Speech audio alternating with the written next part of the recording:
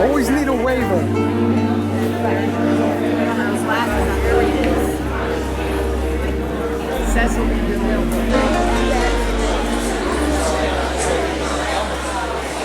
Good evening, everyone.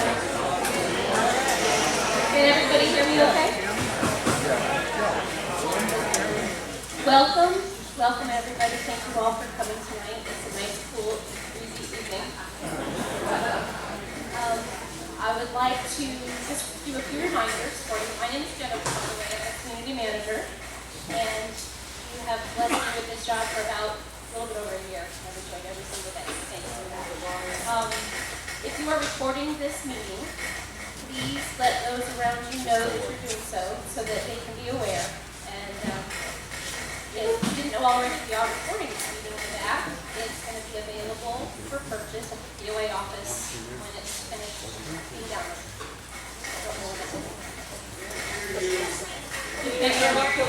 Oh, I think I need to do better speaking in there. Is that better? Oh, I'm sorry. Okay. If you are recording this meeting, please let those around you know that you're doing so. And Al is recording the meeting if you would like to have a copy of it at a later time, probably next week. Let me also let you be reminded to turn your cell phones off for us. And if you'd like to take part in the question and answer at the end of the meeting, please state your name and address and then speak directly into the microphone. We will be passing those out to find you if you have questions. Next, I'd like to start the Pledge of Allegiance. So I'm going to turn back around to face the flag. I'm going to do that when you stand up.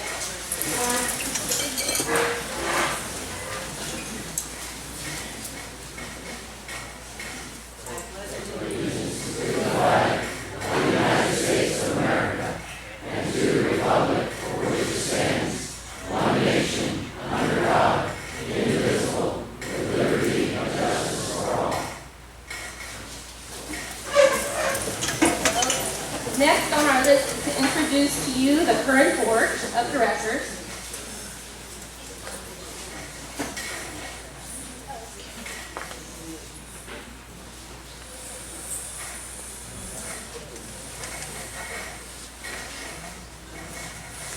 This is Ann Simpson, the president of the board. She's sitting to my right.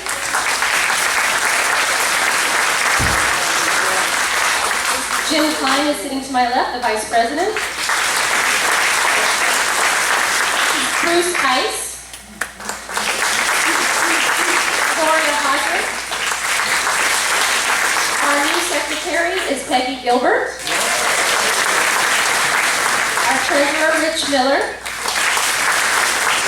And Dan Engelhoff is at the end. I'd also like to introduce and let you know that Tom Mark, our Craven County Board of Commissioners chairperson, is here, chairman of the... Last but not least, our staff that is here. This is Kristen Hansen, who is our bookkeeper.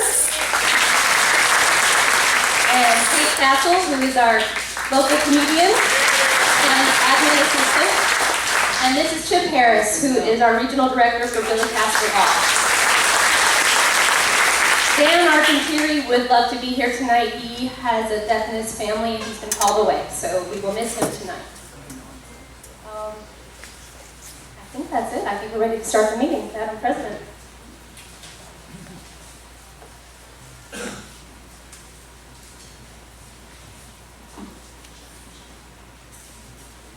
I need to readjust this. Is that okay with everyone? Can everyone hear me? No. No?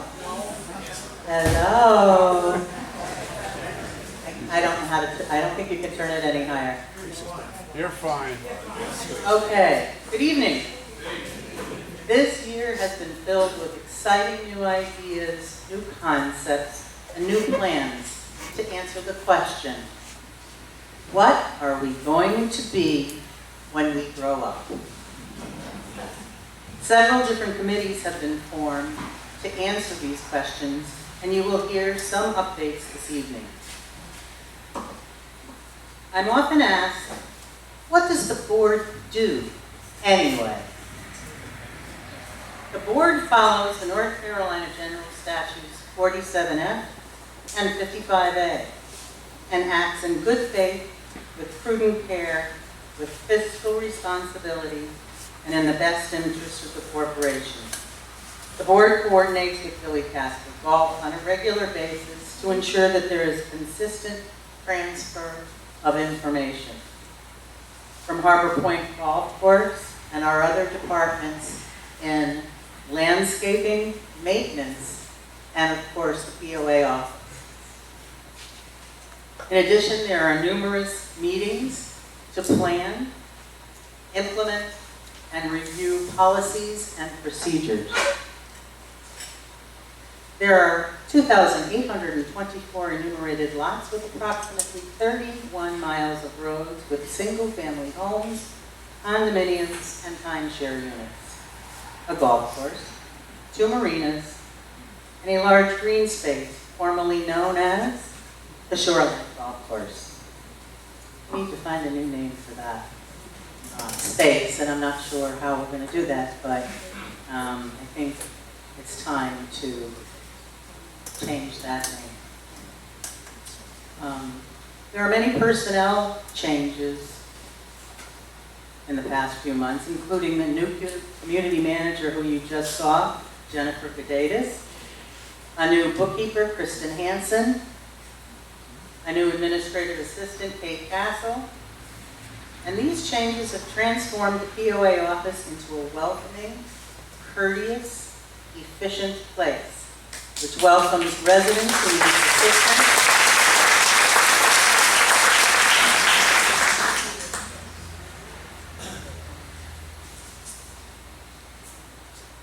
I've been asked to ask Sharon, if I knew where Sharon was, I would ask. Oh, hi Sharon, you were there before. Sharon, is there a quorum here this evening?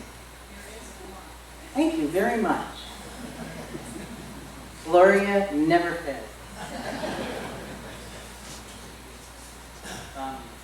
It's a welcoming place where residents who need assistance to stop by and get a decal for their car, check on the status of a permit that's going through the PCC, or even to find out when the next meeting is planned. If you need to know something specific, I think that one of the 3 ladies in our office now knows the answer to the question, and if they don't, they will find out for you. Please visit if you haven't. If you're new in the neighborhood and have not received your welcome packet, I encourage you to go to the office and get one, and also sign up to the FHPOA website.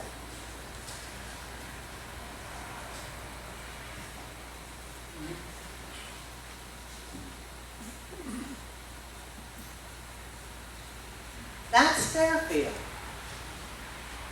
Community, volunteering, a sense of belonging. Those are some of the words I have heard to describe Fairfield Harbour.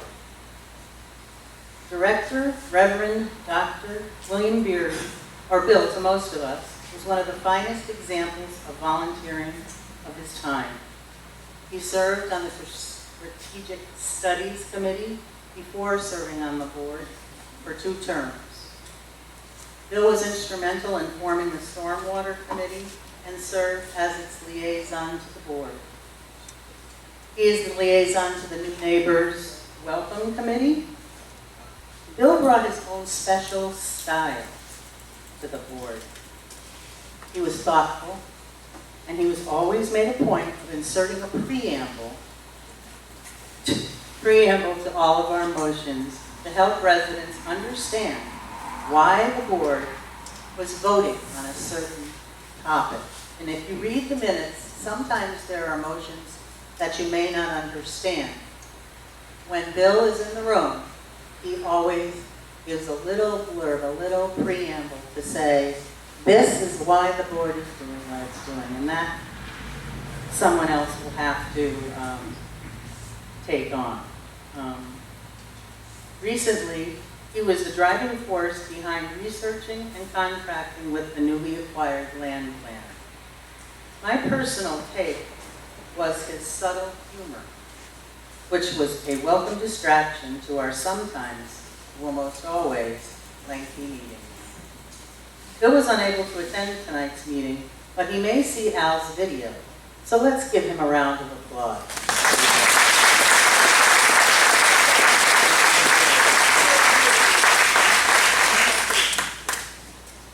Director Wayne Strasbaugh is a longtime resident of Fairfield Harbour and is very proud to say Fairfield Harbour has been his home for over 30 years.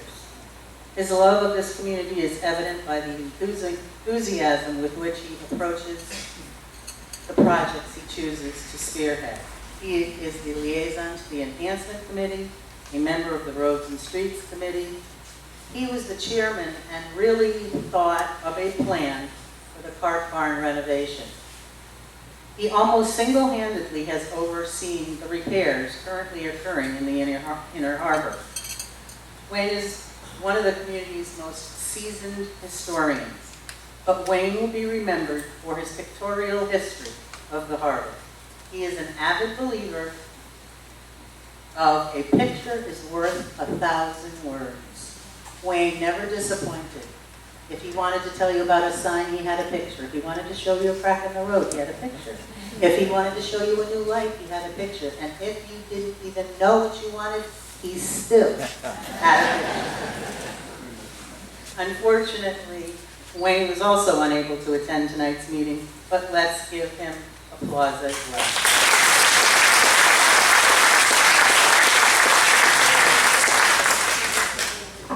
Sharon Hankey is sitting in the front of the room tonight. Many know her because she was a board member a couple years back.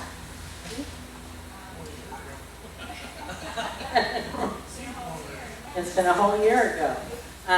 She is the secretary of the election committee, which involves hundreds of hours of work from March until tonight, culminating with the election results. Working with Director Gloria Hodger, Sharon compiled, collated, entered into spreadsheet a mountain of information.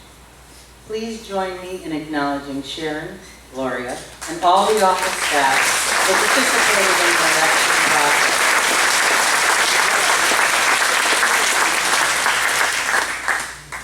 Next slide, please. To my right is a slide of several committees which make up an army of volunteers who represent the commitment of individuals who have served on committees to enhance our community. There are too many committees, work groups, focus groups, and ad hoc groups to mention this evening, but without your help, we would not be able to say, that's Fairfield. Would the members of the past and present boards please stand and remain standing? Present board, past board.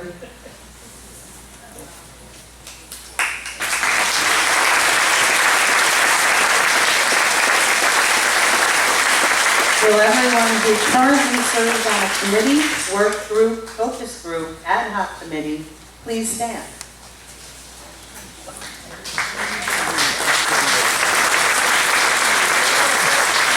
Look around this room. These are the faces of Fairfield who work hard in so many different ways.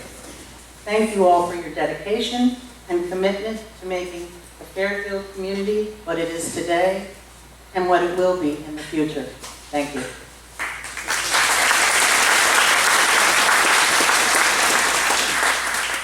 I have one other announcement. There is a couple who have a table outside, and they would ask that if you would choose to sign a petition regarding the water increase, or the increase to our water bills.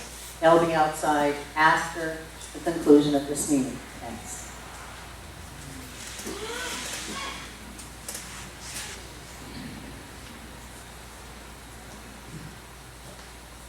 The next person I'm going to introduce is Mr. Rich Miller. He is the treasurer of the POA board.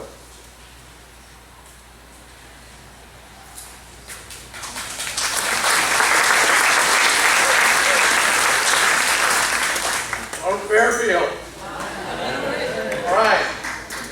Glad to see you're all here tonight on this nice cool evening. You're lucky it's not tomorrow night. It's going to get a bit warmer. I didn't know what Ann was going to say tonight, but before I start showing you numbers, I'm going to take a little different course. And we hear kind of negative things in the POA from different sources around the neighborhood, but I tend to think that our neighborhood is on the upswing. So I'm going to talk about the intangibles, or the quality improvements that we've had. And to do that, you got to kind of take 2 points in time. Tonight will be the after, and the before will be a period about 18 months ago. And if you think about that, December 30th, 2016, we purchased the amenities. Now that didn't happen by accident. There was a lot of hard work done by the previous board and the current board, as well as our legal counsel. Now back in, I can't remember what it was 2014 or 2015, we ended up losing a case. And the board could have rolled over and said, okay, that's it. We're not going to be able to make this thing happen. But that's not the way the board worked. They decided that we just need to change legal counsel. We're now working with Jordan Price. And that switch was very instrumental in the conclusion of the purchase of the amenities at the end of 2016. So what does that do for us as a way of quality improvement? If you think about it, that ended the time of the lawsuit. After that, lawsuits have just kind of gone away. And that's a good benefit to us, because now instead of going, oh my, are we going to lose this case? Do I need to worry about it? We don't have to do that anymore. We have peace of mind. We own the property, like Ann said. The other benefit is that we're no longer paying big bucks to legal to defend us in court. We can now use those monies to maintain or improve our amenities here in the harbor. Let's take a closer look at how some of the things that Ann said. What does the board do? Well, think about it. We now own the amenities. We had to hire somebody to run the golf course. Well, Billy Casper Golf was already here. We had a good working relationship with them. The first thing we did was we had to develop a contract to hire Billy Casper Golf to be our management services for the golf and marina areas.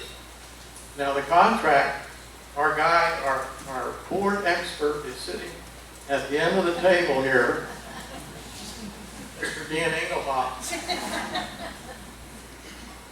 Not only did we have to develop a contract for the golf and marina, we had to quickly get a contract in place for the landscape and maintenance areas. So there's 2 contracts that were already, had to be pretty much ready on January 1st of the following year, which was last year, not that long ago. And then to complete the 3-headed dragon, we needed somebody to replace cast management services. We were having deteriorated service and increased costs, and we were just not happy with cast. So we decided that we would put bids out in the 4th quarter of 2016 and see what would bubble up. We had it bubbled down to 3 finalists, and basically we liked what we heard from Billy Casper Golf. So now we've got the 3-headed Billy Casper Golf trio right here in Fairfield Harbour. So let's take a look at that. The golf. In 2 years ago, how was the golf course run? It was run by Mid-South and Billy Casper Golf. Well, if Billy Casper Golf needed $200,000 worth of improvements from Mid-South, they would ask for it, but they wouldn't get it. They might get a portion of it, but, you know, it just wasn't cohesive. Mid-South just didn't know how to run a golf course. Billy Casper Golf does, but Mid-South didn't. Once it became ours, we had a vested interest in making sure that that entity succeeded, because that entity is paying for our loan to Fairfield Harbour Partners. And if you drive down the street now and take a look at the fairways and the greens, how do they compare to what they were 2 years ago? They're green.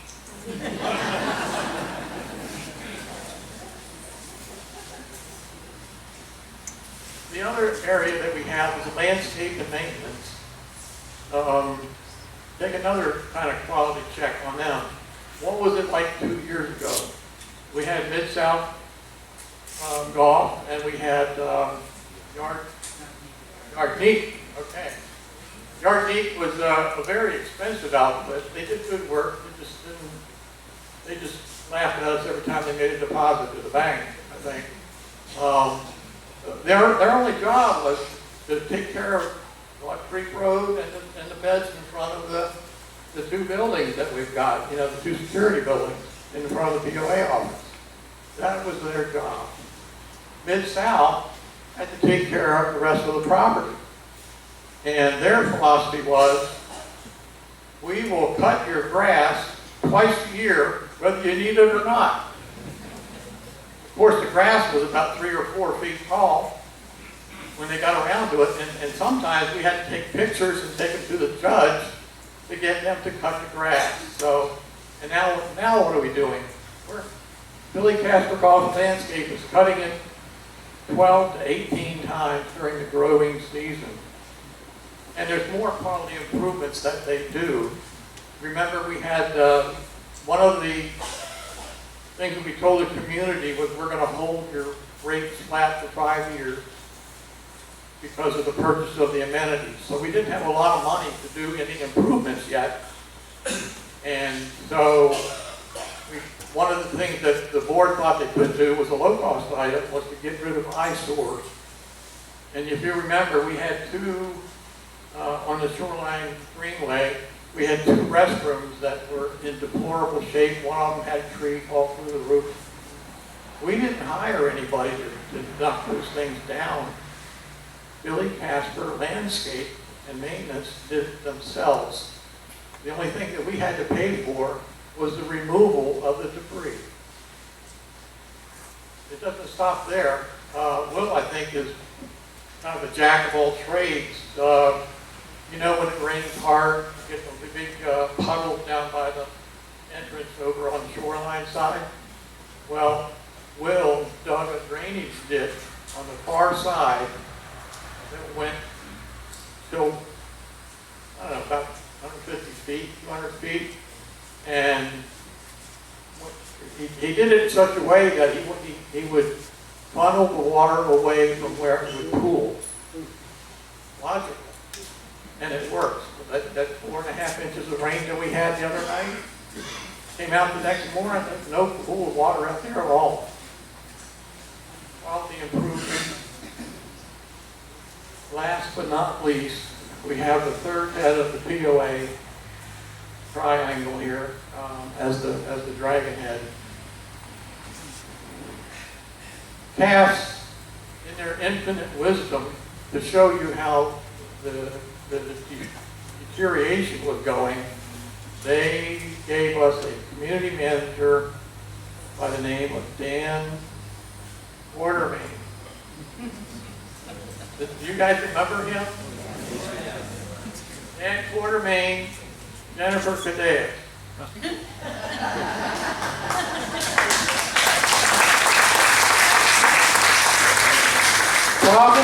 Problem generator versus problem solver. We've got 2 other marvelous people that work in the POA office. We've got Kristen, who's our bookkeeper, and we got Kate up at the front. They're residents here.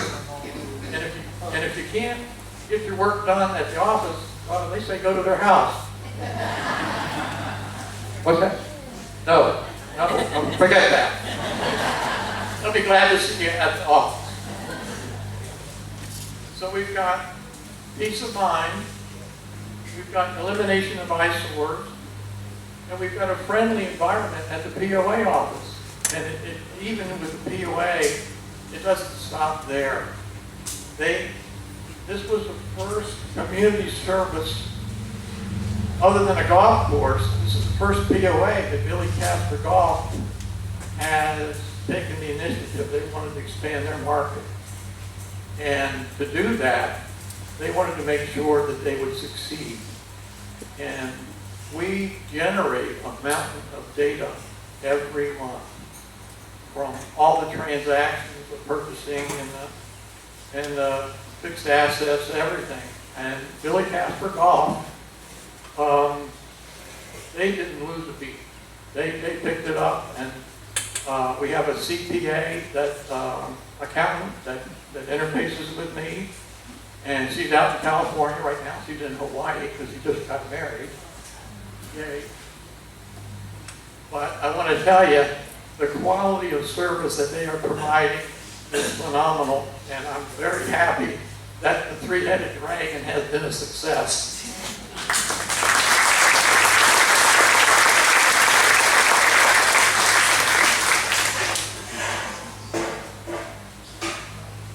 Throw up the next slide. I noticed the last time I showed numbers, a lot of people coming, got glassy-eyed, and I did see one guy lay his head down on the partner's shoulder. So I think at this point I need to kind of tell you a joke, just to make sure that you guys are awake. There's a little boy baby and a little girl baby in the nursery.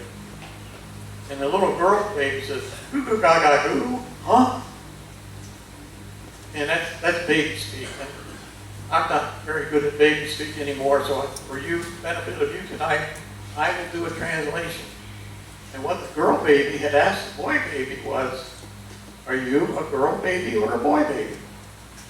And the boy baby says, "Well, I'm a boy baby." And the girl baby says, "Well, how do you know?" And he throws his blanket off, he looks down, he points down, he says, "See? Blue booties."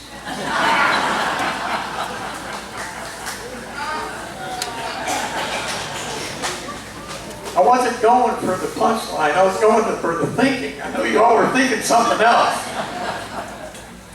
There's a chart. This is the 90,000 foot levels chart of FY17. How did we do on income versus expense?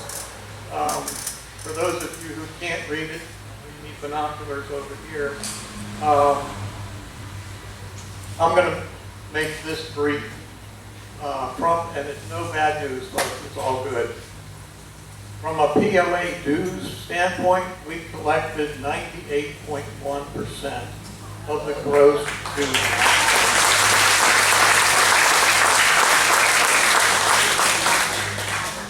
That is attributed to hard work by our POA staff and by Jordan Price, our folks. Our current philosophy at the board is 95% of the people pay their dues when they're due, or they're fairly soon afterwards. But if they don't, then we stick Jordan Price on them, and those that do see the light, they'll pay up, and the ones that don't, then I don't know that we're ever going to get a penny from it. But it's good that we know, and we are foreclosing on those folks. Last year, when we started the fiscal year, we had about 170 POA-owned lots. That is now down to 46. And you can buy them. If you want to invest in them, you can buy them. You can see Jim Klein. He'll be happy to tell you which ones they are and where they are and how much you can buy them for. From an expense standpoint, we ended up at the bottom line with a black number. Now there's accountants do kind of like jokes, you know, they like the colorful things. So black is good, red is bad, and blue is very good. The only number on there that should be read that I didn't, well, the negative number should be read, but I didn't do that because there weren't that many of them.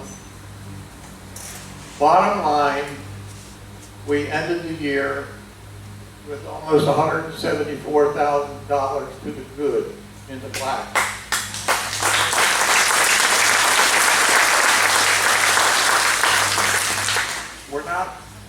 We're a nonprofit organization, so that's not really profit, we could just say it's surplus.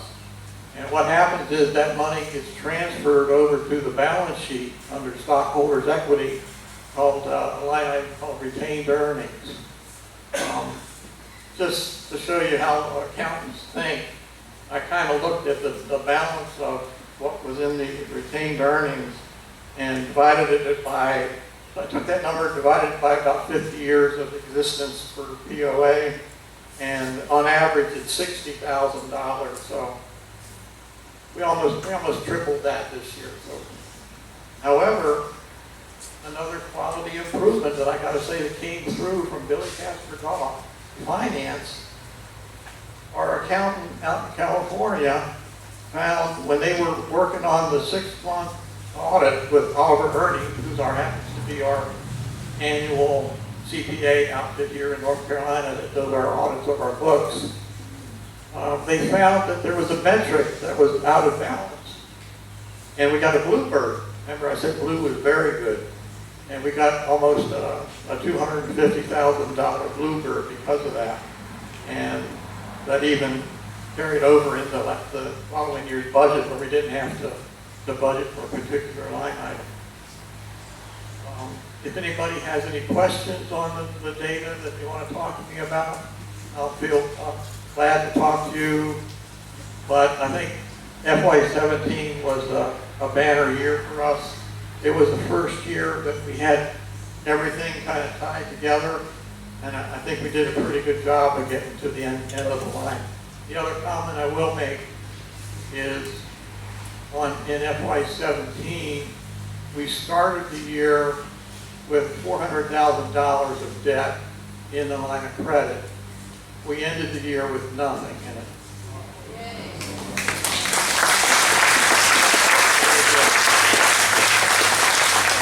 We did that because this guy here sold a bunch of lots.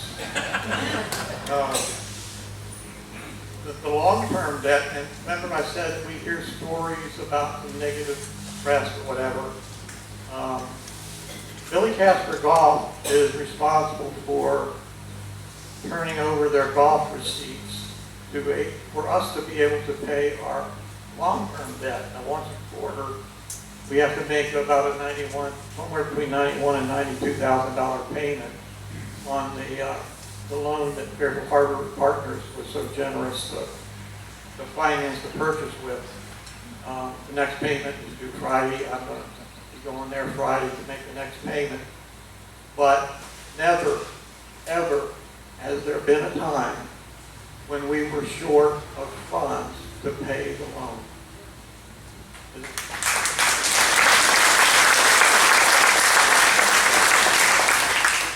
As a matter of fact, we're actually, Billy Casper Golf has probably in the neighborhood of $275,000 per year over and above what we have to use to pay off the loan. And we are using that money for our POA. So thank you, Billy Casper Golf.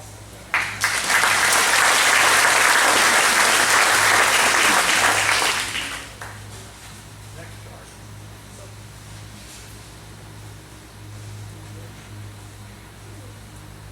And the numbers get smaller. You need bigger binoculars.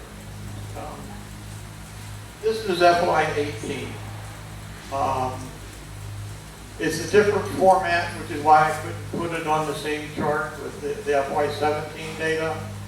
Our fiscal year runs from March through February, and Billy Casper has an accrual-based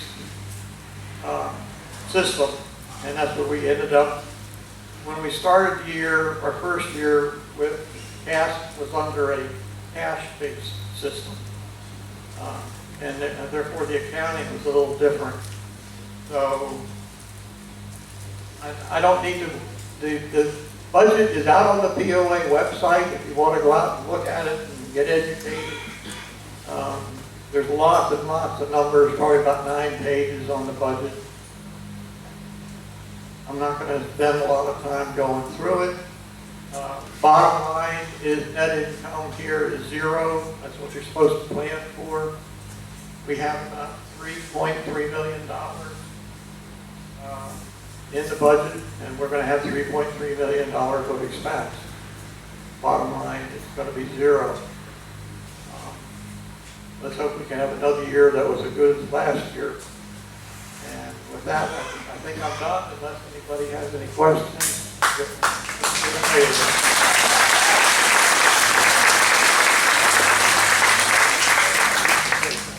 Yeah, I got one more thing to say.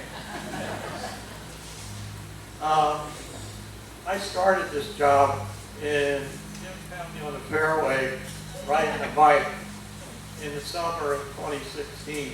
So it's been almost 2 years. I am a father and a grandfather. I got 8 grandkids, and my family is very important to me. So I am going to be stepping down as the treasurer. We already have a replacement in the room, as a matter of fact. She is very well. I wouldn't just turn this over to anybody. This job is kind of demanding, and you need a strong accounting background, and she has it. She has a very sound accounting background, and she worked for Dow Chemical up from the upper Midwest, and her name is Rose Lick. All right, Rose.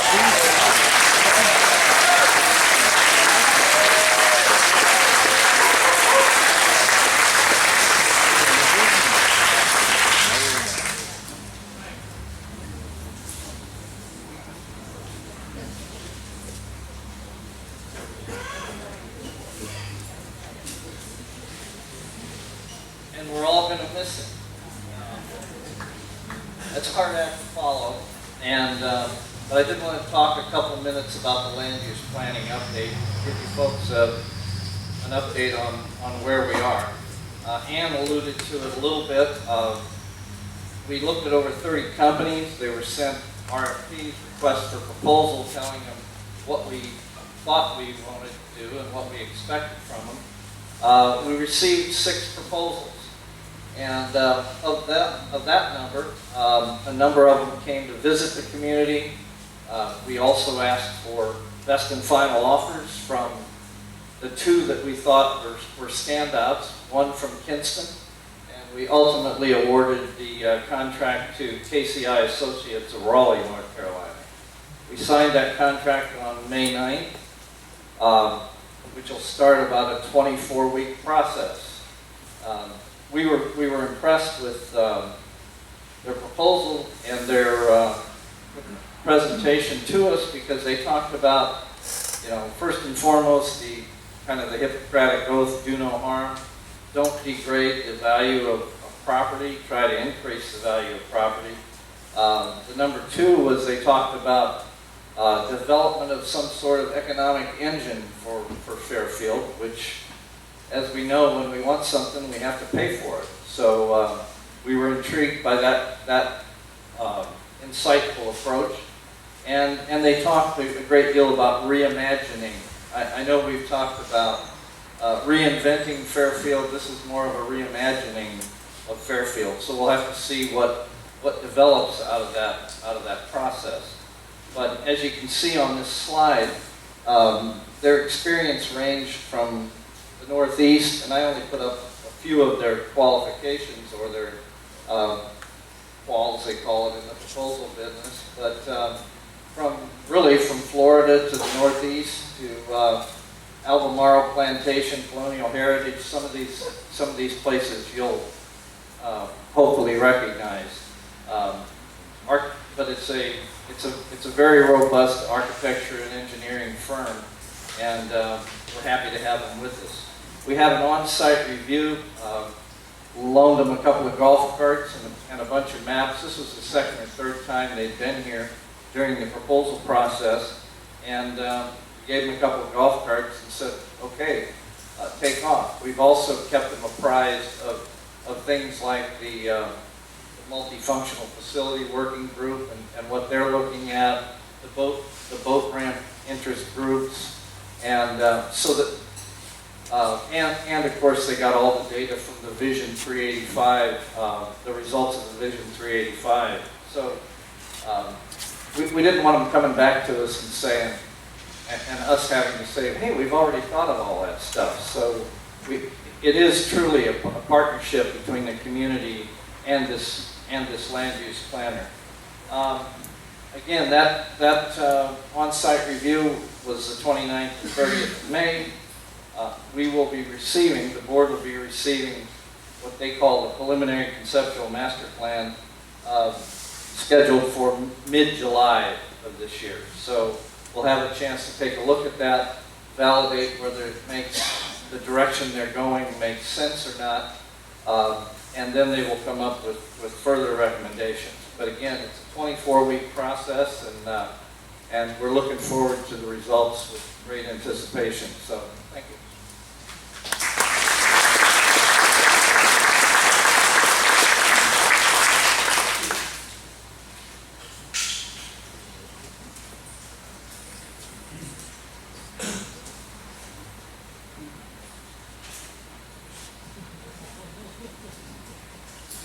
Well, I'm the point person for the, You have to speak more into the mic. hi, I'm the point person for the multifunctional facilities working group. Okay? And I know we've had one meeting with them, but it's all up there, I don't know if you can see it. We can't hear you. Okay. Can't hear you. Okay. I'm hoping you can see what they're doing, and they wanted. The mission was to generate rough ballpark estimates for a design and cost proposal, timing for a multifunctional facility, and that's what they're working on right now. And what they're doing is reviewing the findings of the Vision 385 meetings, gathering community input, survey the needs and desires of Fairfield Harbour committees and social groups. And they're visiting existing facilities in other communities and developing preliminary findings for the presentation to the board. And I know they're all working on it now. Take questions later.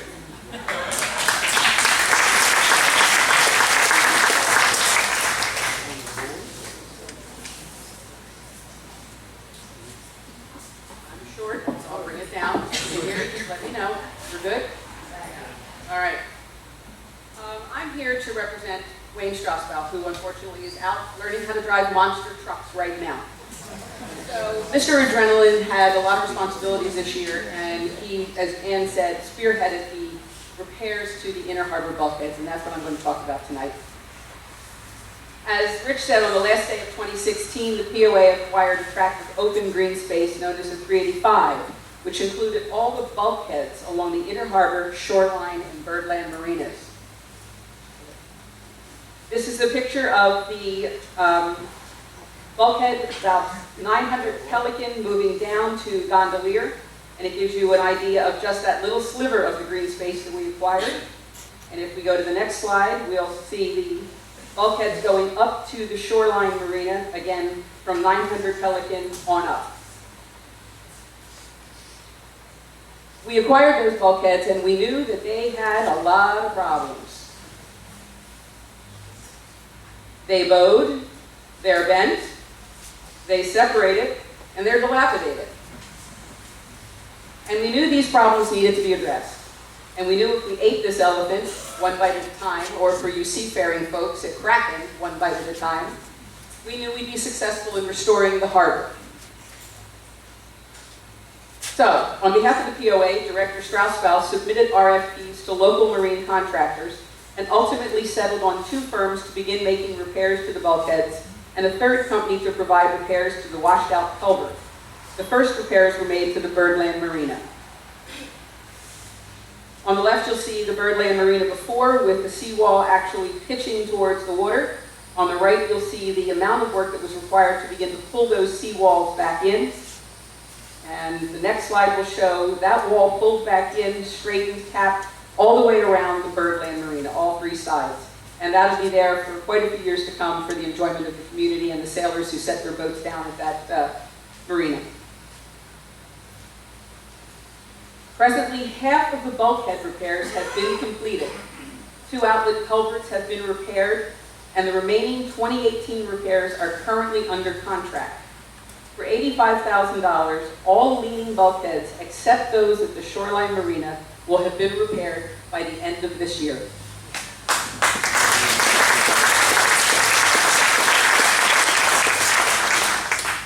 The one remaining area not yet under contract for repair is the bulging bulkhead at Shoreline. Want to back up? That's okay.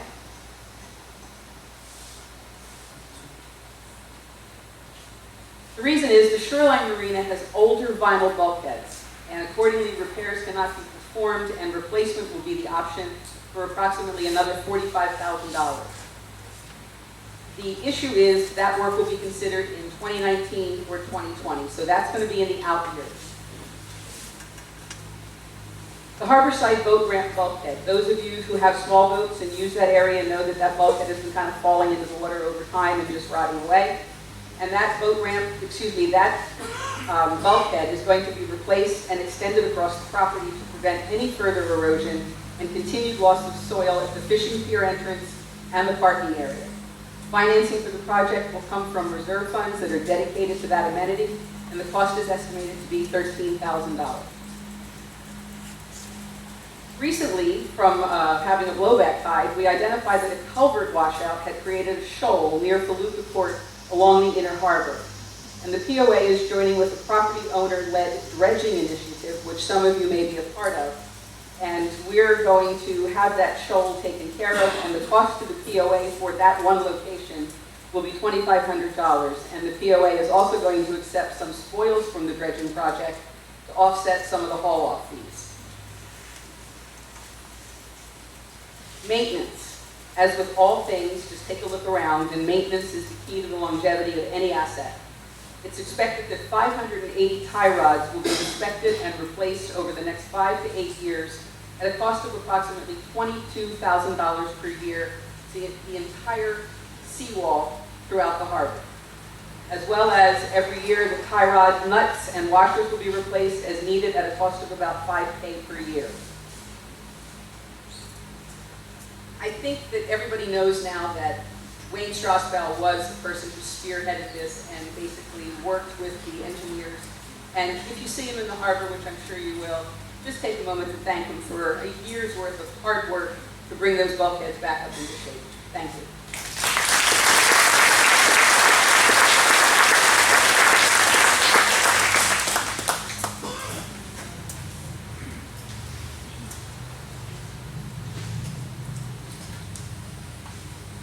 I'm going to talk a little bit about a couple of committees. Ann alluded to the fact that the POA board would not be anywhere near as effective as we are. We didn't have volunteers who were willing to give their time and efforts to get some of the things done that we need to get done around the harbor.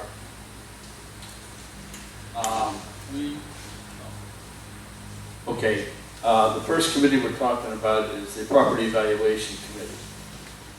We currently have, Rich mentioned that we had 170 lots last year.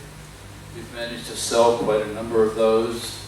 For those of you who are interested, there are 2 major developers who are moving into the harbor.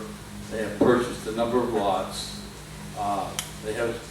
One of them has submitted plans for the 5 different dwellings. They intend to start building houses. The first house that's going to go up is going to be a spec house, and it's to be right at the gate. There's a lot right there, 700 Cara, which is the first lot after you turn right. And I'm sure you've seen the stakes there. Well, once the plans are approved by our PCC, that's where they're going to start. There's another company who has something like 13 lots that they've purchased.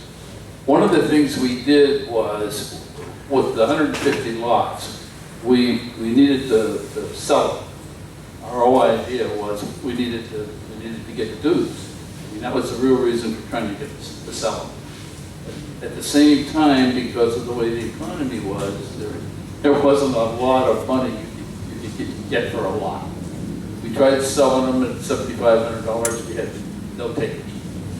So basically, we went back and reduced the price significantly. That caught the interest of some folks who are, I guess you would call them backers, people who come in and they buy lots, and they hold them until developers come in, and then they sell them to the developers. So it's kind of a middleman kind of deal. And we have one or two of those people working in the harbor right now. So they acquire these lots, ones that they think they could. And the other thing they do for us is they encourage developers to come into the harbor to build homes, because they want to sell those lots. So that has turned out to be a very good deal. That's worked out very well for us. At this time, we have 47 lots for sale. The prices on the lots are ranging from $6,000 to $10,000. A lot depends on the views, whether you're on a golf, you have an open view at the back. There are 10 additional lots that we have reserved over and above as part of the, over and above the 47. 9 of those are around Great Inaugural. As we were selling the lots last year, I noticed that there were several lots, 3 or 4 lots, right around Great Inaugural, which backs up on Red Seal. And the thought was, if we can get enough of these lots together, if we want to do ever want to do any expansion on Redstale, expansion of the park, that would be ideal.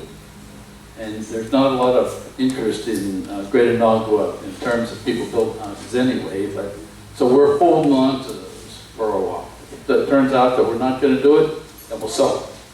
But for now, I think it's worthwhile to keep those lots.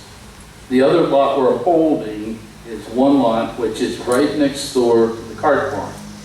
If you get on Pelican, just past the cart barn, there's a vacant lot. It's on the other side of that swale. We decided that that was also one that we probably ought to hold on to see if, once we start looking at the development there, whether that would make sense to incorporate that in our plans. None of these lots have been turned into common property. We're paying taxes on them, but the idea is if they're not common property, we can still sell them. So we're just going to hold on to those until then. I have a spreadsheet of the addresses of the lots. I tried to put it up here, but you really need a microscope to see the things. So if you want to see what's out there and the asking price for the lots, I will put copies in the POA office. You can ask Kate, and she'll be happy to give you a copy. So that's all there is on lots.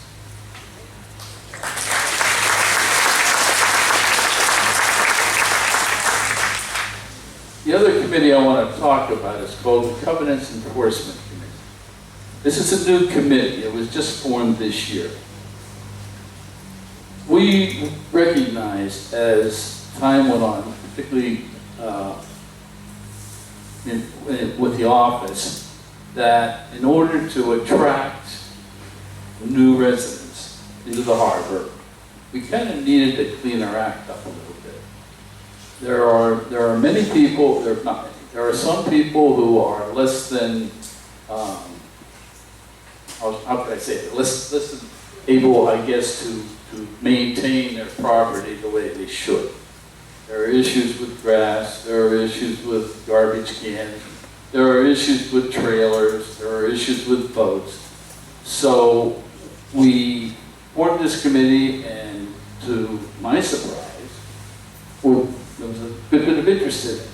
So there are several teams. There's probably 4 or 5 teams. They're not going to be named. Whose only job it is to go out and identify a violation. The purpose of this is not to kill people. The purpose of it is to help people make the harbor more attractive. Some of it, a lot of it, is just people don't know. I mean, there are people that, for instance, don't realize that if you have a above ground tank, propane tank, beside your house, it's supposed to be screened, so you can't see it from the street. And I mean, I saw one comment from somebody said, "Well, I think it's been like that for 28 years." Well, I'm sorry, you know, that's the rule. And that's all we do, is we try to enforce the rules.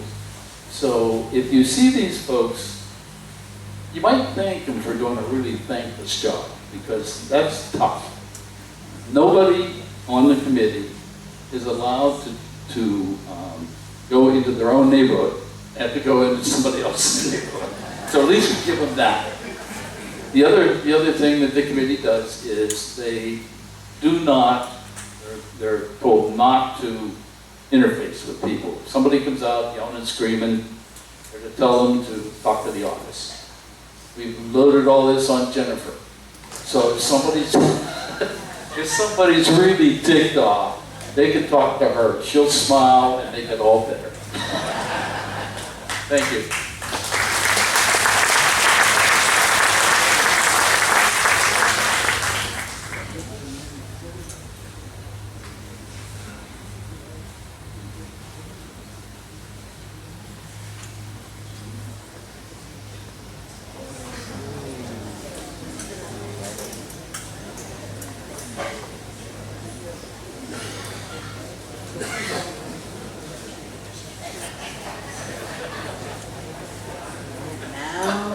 Moment we've all been waiting for, the happy part of the evening. I would like to introduce Mr. Thomas D. Monty. He's a CPA with the Williams Scarborough Smith and Gray Certified Public Accountant, located in Newburgh.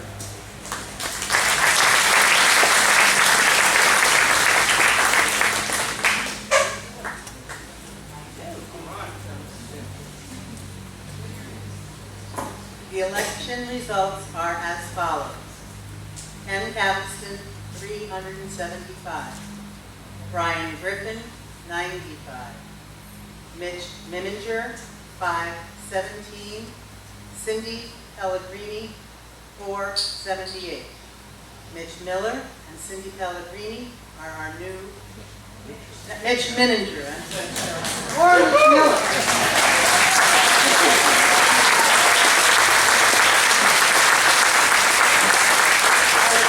Will you be given the oath of office, please?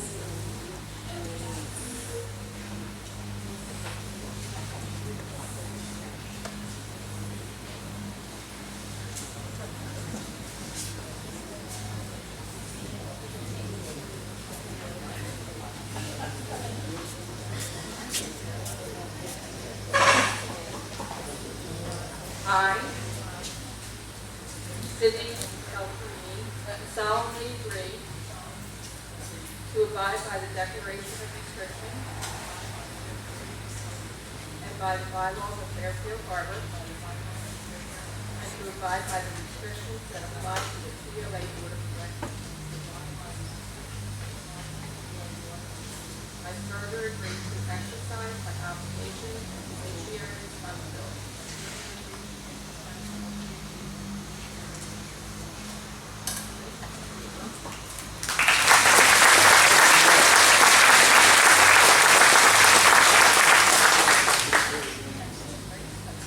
Can you speak into the mic a little better? We can't hear you. Want to go to the mic more? Okay, how's that? Better? Okay. I, Mr. Do solemnly agree to abide by the Declaration of Restriction and by the bylaws of Fairfield Harbour, and to abide by the restrictions that apply to the POA Board of Directors. I further agree to exercise my obligations and fiduciary responsibilities.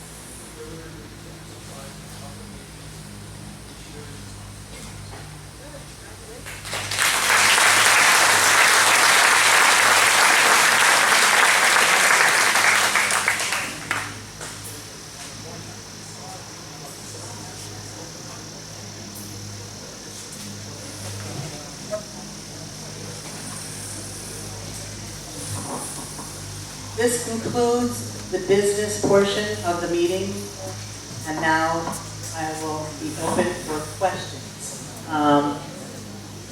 There are microphones someplace, I believe.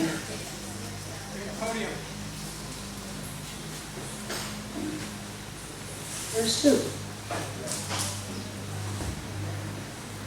Remember to identify yourself with your name and address, and I will repeat the question if I can hear it.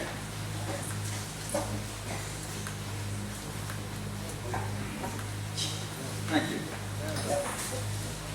Good evening, my name is Ted Clark. I live in Salt Lake Court. My question is, I know we're doing or planning to enlarge the golf shack into a restaurant and to build another building behind it with a deck in the middle for the administration. When is this going to take place? Thank you. You're welcome, Ted. Right now it's going through the permitting process. It has to go through FEMA and through the state, and when that is completed, we will have an update, but until such time as all the permitting has been completed, we can't give any kind of time frame. Thank you. You're welcome. I'm Bill Marotti, Royal Prince Drive, and we saw something online regarding Capital City Homes buying 100 properties in the community. Is this real? Is it rumored? Can somebody expand on it and explain? They talk about they bought a parcel. I have no idea what that parcel is, and have an option to purchase well over 100 lots in Fairfield Harbour. Just please explain. That's what's called sales advertising. Capital City has purchased, I believe, somewhere around 9 or 10 lots. The rest of it is, if they sell everything they can build, they'll just keep buying and building. So there's no agreement at all. And there was another one on the website for Windjam. Same deal. They say, they've got 100 acres. Well, if you take all the lots that are for sale, or all the lots that the factors have out there, at 3/4 of an acre, it comes up to 150 acres, or whatever it is. So that's just pure hype. Thank you, Jim. My name is Paul Hill. I live at 914 Crooked Creek. One of the items that we have not had since we bought 385 is to do a reserve analysis to understand how that will impact our budget going forward. That's a significant item in our reserve funds are a significant item in our budget, and it will be obviously when we add a whole lot of additional items. One hasn't been completed, and two, where we expect it to do to our overall budget this coming year.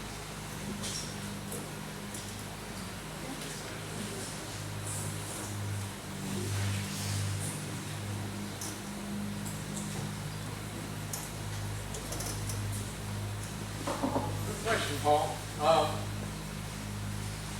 We have already contacted these reserve advisors. They have come back with their first pass of what they feel the harbor needs, and I'm sure that you've experienced the same thing. Reserve Advisors is an outfit that's in Florida, and that will fly up an engineer who will come and look at the property. And basically, the engineer looked at the previous reserve study on the flight. while he was on his way here. He toured the property. We didn't have too much interface with him. He went back and came back with his take. We're in the process now. We have a 6-month window to accept, reject, or revise his input. We're in the middle of that right now. I would say we're about 3 or 4 months away from updating the reserve study to come up with a final reserve study. There's no plans on revising the current year budget. They will revise budgets starting next year to implement whatever else we need to take care of.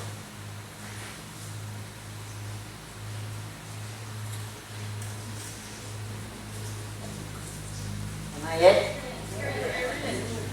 Who are you? Took me a while to get up because I'm stuck to the chair. Oh dear. First of all, I'd like to thank the 4 candidates who ran for the board. I really commend you all.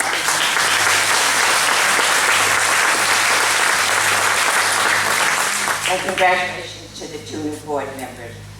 When I come to meetings like this, I think we get the chance to hear what people have to say and share our thoughts. So I'm wondering, or I'd like to make a request, that we go back to the quarterly meetings, because I miss not having those, and sometimes I feel out of the loop. Is there a possibility that the board will do it? Not sure. You need to introduce yourself, Jan. Oh. Maybe I won't answer that question, but my name's Jan Meehan, and I live at 715 San Juan.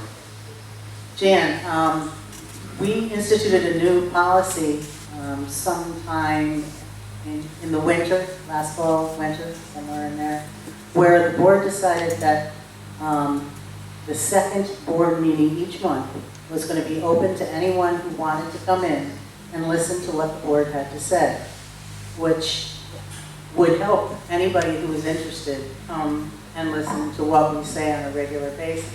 One of the people who took advantage of that opportunity was Mitch. He came in, he listened, and look where he is today. So, if anybody else wants to come and listen to the board, we'd be happy to hear. We can consider the quarterly meetings, but truly, since there is not the amount of litigation that was once, we were once involved with, there, and the complaints are less, and we have Billy Casper as a management company, and we are happy with them, and they're doing a wonderful job. It seems that, save the new land use planner, the reserve study, and the multi-use facility issues, not issues, but, actually good things to hear about, there's been less actually to talk about. We do have, well, that's what I just said. So as those things come available, I think we will have meetings to discuss those. I'm not sure that they'll all be at a quarterly meeting. They may be in different, they may be 2 really close together. There may be one, not until the fall. Because there's a lot of work to be done behind the scenes, and the multi-use facility has their own reports to give to the board, and then we have to look at that. So yes, there will be more information coming. There will always be information on the community manager's report every Friday. And if there's a specific question, Jan, that you have that you are not getting an answer to, please by all means send me an email and I will answer the question for you.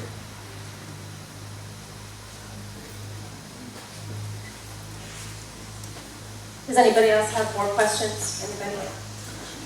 Can I remind everybody to pick up your chair if you can? We're going to need There's a lady here that that has a question. Okay, I'm on my way.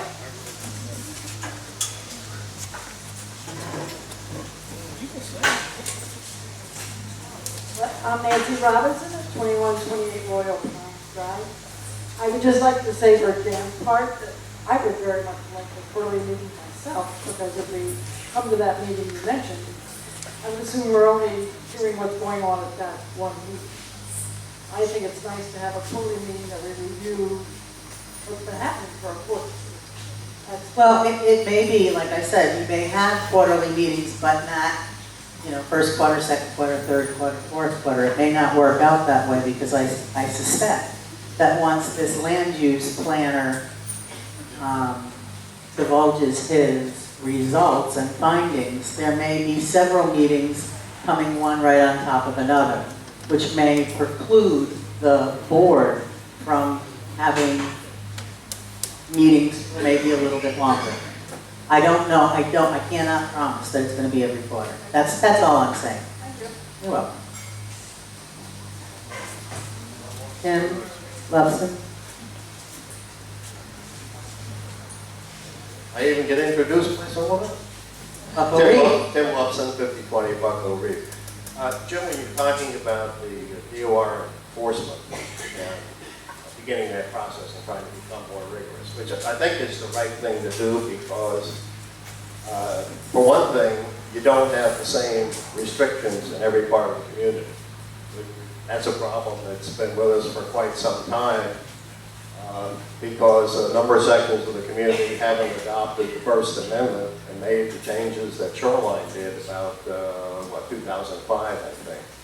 And that is an insurmountable problem, but it's interesting that when you start the process, I would venture to guess it's probably going to raise itself at some point as you go along. But I do think you're doing the right thing because the documents are there and it's only fair that they be enforced as they read. Just as a addition to that, the committee members are tasked with becoming experts in the DORs. They each have a section of the harbor that they work in, and they need to know the DORs for that particular section. Of course, there's some crossover, but basically, they're tasked with actually becoming as expert as possible on the DORs in that particular section. Thanks for your comments. I have one quick thing to mention. If somebody wants information on how to get the weekly update on Friday, please fill this form out and turn it into us so that we can make sure that you get online connected. I don't see anybody else's hands being, yes, I do. Gary Brenneman. Gary Brenneman, 1122 Barkentine Drive. If you're not a member of our Fairfield Harbour community group on Facebook, we'd love to have you. Just Google Fairfield Harbour Community and I will approve you, and you can keep up with a lot of stuff there and voice some opinions, maybe.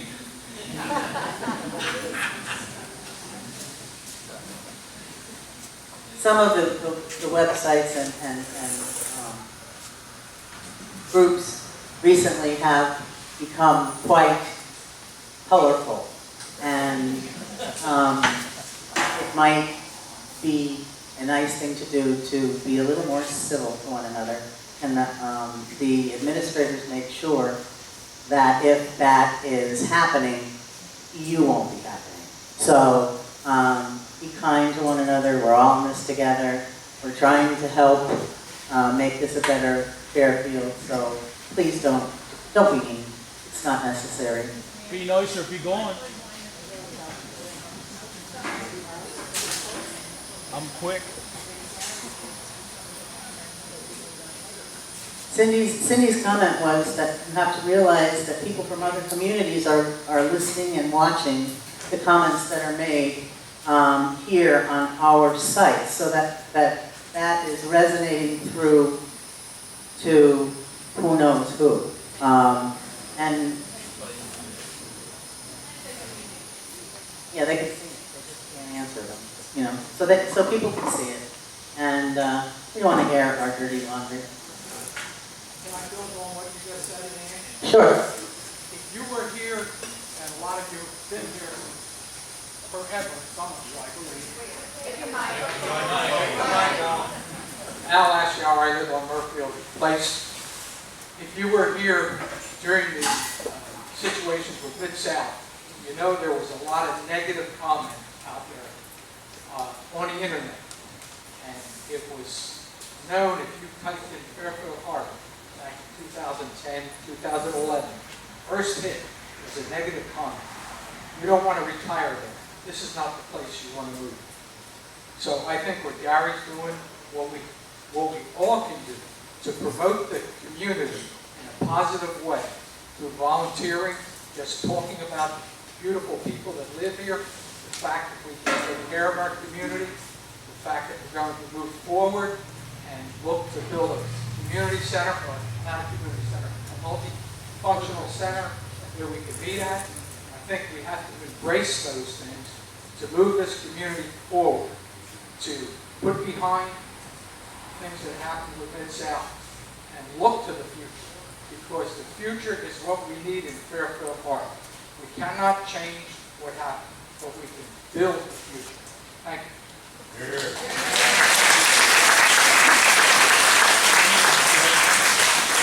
Gary? I don't need a microphone, I got a big mouth. What I've been doing in that group actually is trying to delete people and decline people who are not going to be members of this community or do not currently live here or have no association with us. So, even though we want you to keep the comments positive, I'm getting rid of people. But Gary, remember, you and I met on one of those websites. Yes, we did. On City Data. Ah. City Data. You can go to Coastal Carolina on City Data, and you can punch in Fairfield Harbour, and you can read all the bad comments made about Fairfield Harbour since 2006. Right. So if you ever have a year, enjoy it. I'll get you in just 1 second, Phyllis. Denny? My name is Benny Thompson. I'm 99 Jewel Court. I'm one of many realtors that live in our neighborhood. We want to see our neighborhood improve. We are seeing our neighborhood could improve. And we have heard it for years through other realtors around through our board of realtors, the negatives of Fairfield. And we are all ambassadors that are turning this around. And it is turning around. Thank you for the board for helping us do that. Thank you. Thank you very much. Someone could get a microphone over to, I'm Phyllis Wiltrail, 802 West One Road. On a very positive note, I think as you drive in on Broad Street Road to Fairfield Harbour, the place looks absolutely amazing. Amazing. And Will is doing a great job. It's a pleasure to live here in the surroundings. This is the nicest thing ever. well, we'll have to all thank Will. Will is the gentleman who we see a lot on the shoreline, and he is by far the most genteel, kind, wonderful man. One of them that I have ever met. Pleasant, and any other adjective that and he's a very, very hard worker. He doesn't stop in the rain. He doesn't stop just playing, doesn't stop in the heat. He's like the Energizer Bunny. And I will make sure that he knows that you all appreciate what he does.